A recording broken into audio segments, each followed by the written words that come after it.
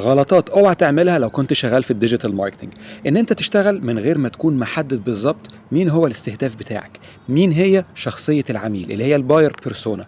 الباير بيرسونا دي تول وتمبلت مهمه جدا لاي حد بيشتغل في الماركتنج، وخصوصا في مجالات الديجيتال ماركتنج والسوشيال ميديا ماركتنج، اللي هو من خلالها بنبقى عارفين تقريبا وتحديدا العميل بتاعنا كانه مين، ساكن فين، سنه كام، متعلم قد ايه، مرتبه ممكن يكون في حدود كام، الاهتمامات والهوايات والمخاوف اللي عنده.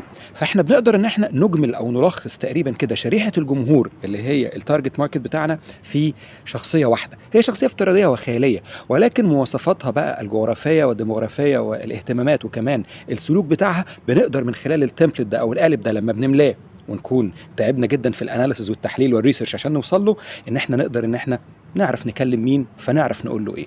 فاوعى تشتغل من غير ما يكون عندك باير بيرسونا. لو عجبكم الفيديو ممكن ناخد لفه في باقي الفيديوهات. كان معاكم تامر